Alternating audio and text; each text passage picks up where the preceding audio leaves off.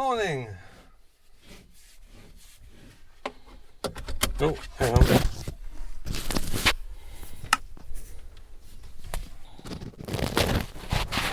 It's better. Good morning, welcome back to the channel. Today, I thought I'd give you a channel update, guys.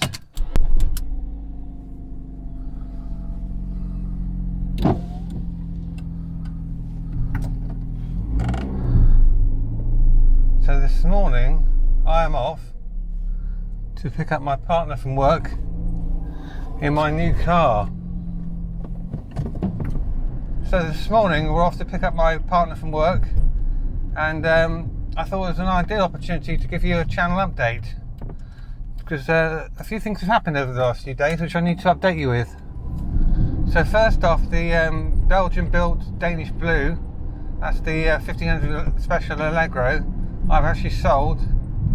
I know a few of you will be disappointed, but that car realistically needs a total restoration, which I just haven't got the time or the funds to do at the moment. I'm still recovering from having George restored.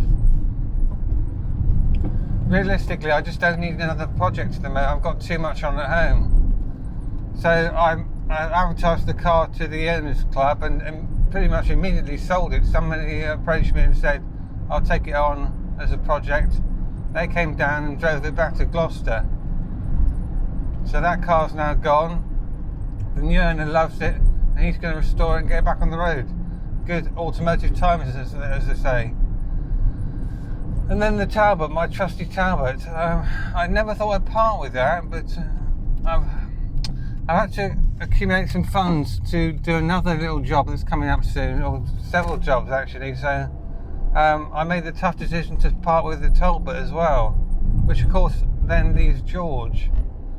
George, for those who have been living under a rock for the last 5 years, is my 1979 Austin Allegro 1300 Special. I put my heart and soul into that car, spent a lot of time and a lot of money, more importantly, on it. So he's never going to go anywhere. Although recently, with the way he's been behaving, I've been sorely tempted. But you get bad days with cars, of course you do. And that car now needs a clutch, and the drive shaft oil seals have started leaking. So I've got to take the drive shafts out again. Of course, if I'm doing that, I may as well do it in a CV joint. So I've ordered all that, and of course that's cost money. Alex is going to come down. My friend Alex, you've met her before on the channel several times. So she's going to come down and give me a hand with that, and that'll be in a later video. Really looking forward to that because that'll be a special started next month, so coming up very soon. So in the meantime, that puts me down to George and this. I've bought this as a daily commuter. This is to date the most modern car I've ever had. I'm not telling lies when I said James May used to own one of these. Now I know that doesn't really narrow it down because he's had lots of cars. Going forward, I think what I'm probably going to do, out the way pigeons, silly birds. I think going forward what I plan to do is have George as my classic and have this as a daily driver, just to take the ease off George, because what I'm finding is that using George every day, although that shouldn't be a problem in itself, I'm finding that he's not too happy with that.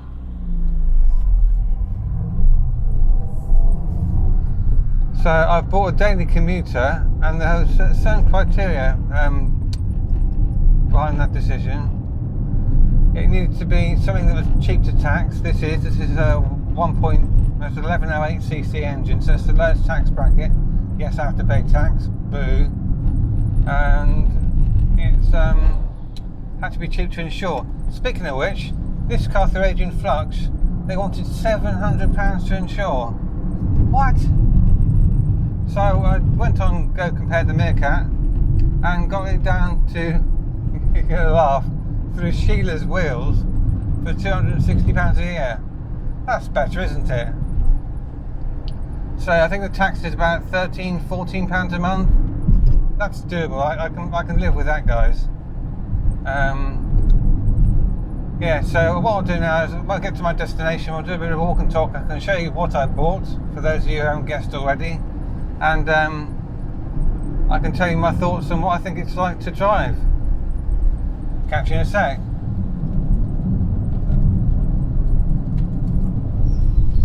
Right, so we've arrived at the destination. The car is just out of camera shot. So it's Italian. James May used to have one of these. Of course it is, guys. It's a Fiat Panda Active. I'm chuffed to bits with this. This is my new daily driver. I'm going to be keeping it for a while, I think. It makes perfect financial sense to have something like this for me as a daily commuter. But yeah, let's have a look around the car.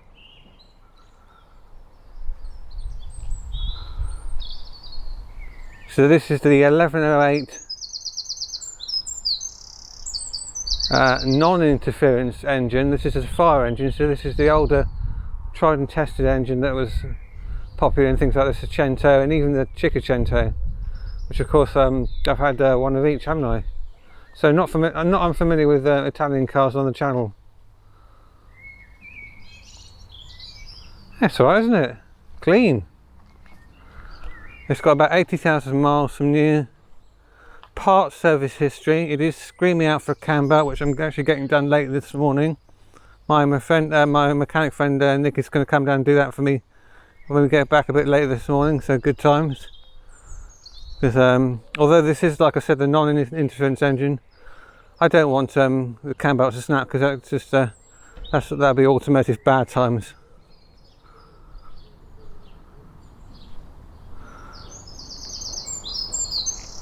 One criticism that even Ian at Hubnut has bought one of these recently. He pointed this out. The boot, there's no external or internal boot release for these. You have to use the key to open the boot. So if you've got shopping or something, it's a bit. Why not put a handle there? But I don't know. As Retro Rebuild would say. Let's look inside. Yeah. Very clean, tidy, nothing's broken, nothing's missing. Oh, well, I say that. It was missing the knob off the radio. My friend Gary, who's a 3D printer wizard, actually took the radio knob off his car, scanned it, and built one for me. So thank you, Gary. We now have a knob. Good times. We're going to start a little side business doing that.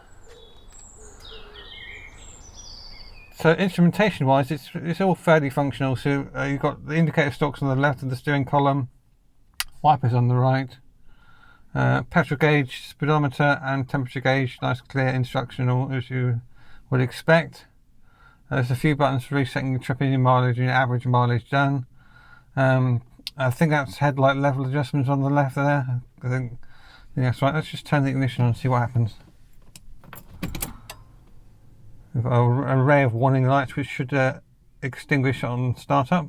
That's something that flashes you. I think that's telling you you've had a crash. I'm not too sure what that's about. So coming to the centre console then, you've got a little cubby shelf or parcel shelf. Radio with new knob, thank you Gary. City mode, that turns the system on and off. Fog light, radio mist, hazards. That's a reassuring click, isn't it? That's good. Front face ventilation, oh, very posh, and you can twist it and do what you want with it and leave it like that. Actually, so have that symmetrical, that's better. 3-speed heater fan, heater controls hot or cold, directional flaps. Oh, left ignition on, window switches, and a 5-speed gearbox with R. And there's some space down there for your cup holders, handbrake, change pot, I suppose. Glove box, air freshener, rearview mirror, interior light. I'm missing a sun visor on that side, so I have to go on the Evil Bay and try and find one of those. There's my hand.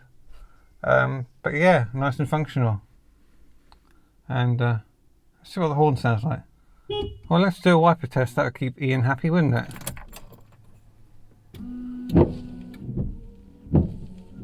Those wipers need to go there. Aero blades, I'm not a fan of those guys, but yeah, that's nice, clean, precise wiper action there. No dribble of disappointment. No triangle of doom, I don't think. No. So that's a pass from Ian, I believe. Good times. The headline's all good.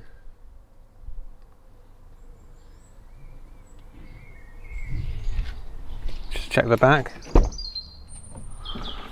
There's a battery in the back. That's not for this car, that's for my mum's. I got to go to mum's this morning because the Vauxhall Gila that she's got needs a new battery, so that's my good deed for the day. I've got to go and swap that a bit later. Yeah, but let's have a look under the bonnet, guys. So coming in for a close look, we have the cam belts on the side of the engine there. Like I say, that's going to be changed this morning. I've got a new fan belt as well. The tried and tested 1108cc fire engine. We have a body control module which is being cable tied into place. We're just going to ignore the fact we saw that. Oh, foliage. Yeah, it's not much to report really. Again, Ian pointed this out in this video. These cars were built on the cheap. They were cheap transport, so they didn't bother painting the inside of the bonnet or inner panels or anywhere in the engine bay really. It's like, that'll do, that's enough paint for you, you're not having any more.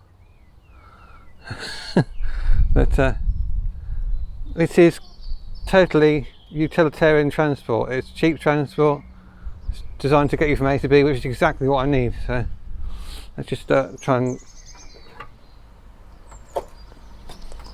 pop the bonnet down. Yeah, I like it. Of course, being a base model, a active, you don't get colour coded bumpers, you don't get aircon, you don't get, you just essentially just get a car. Really? So what does James May think of the Fiat Panda? I think Fiat has got this small, cheap car, remember, pretty much spot on. I mean, it's got the right size, it's definitely the right price, it's got the right amount of space, it's got the right amount of kit. But for an Italian car, there's still something that bothers me.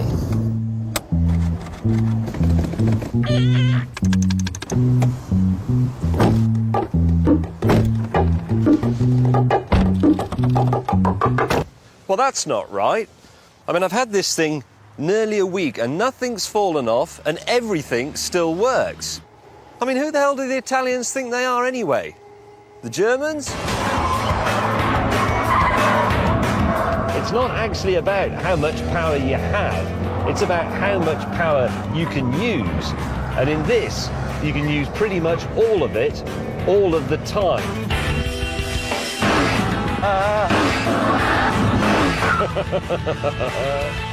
Look, I like sitting 5mm above the road in a 500 horsepower supercar as much as anybody else. Whee! But skinny tyres and a roly-poly body, that's fun. The lack of grip means that more of the time you're driving this car at the edge, even at quite normal speeds, and it's at the edge where things become absolutely tremendous. Ooh, a bit of swirling. And as for that engine, well, it may be tiny, but it packs a punch. And it sounds just brilliant. Oh, I love that thrumming noise. It's such a happy sound. It's a bit like a dog running around with a frisbee in its mouth, going, come on, come on, come on, come on. Throw the frisbee, throw the frisbee.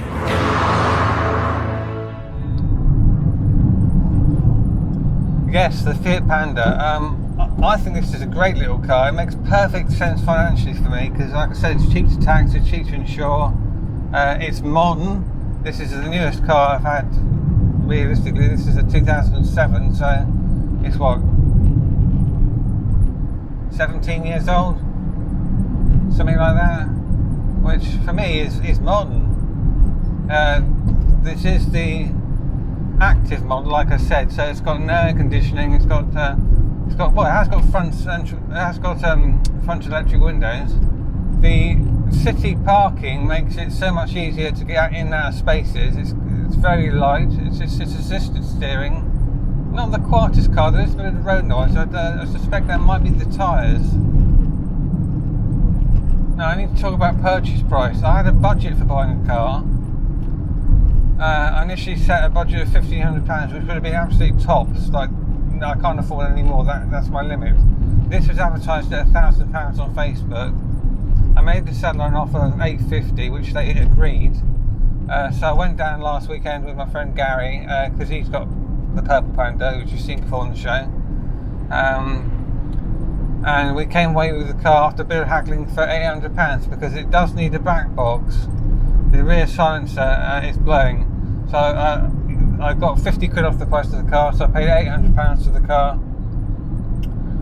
The back box has cost me £50, so that's worked out alright really. Oh, he's slipping. Hello. That's better. Falling out your cradle there. Come on, birds. Yeah, so let's go back to the house and we can give this a bit of a spruce up and just make it my own. So, catch you in a sec.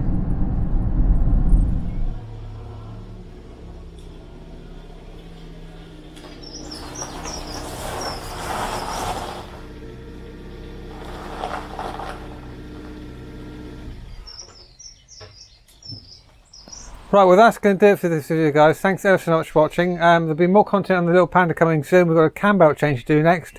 Looking forward to getting that done. But yeah, chuffed a bit to have this as a daily driver. Thanks for watching, guys. See you again soon with some more content. Take care.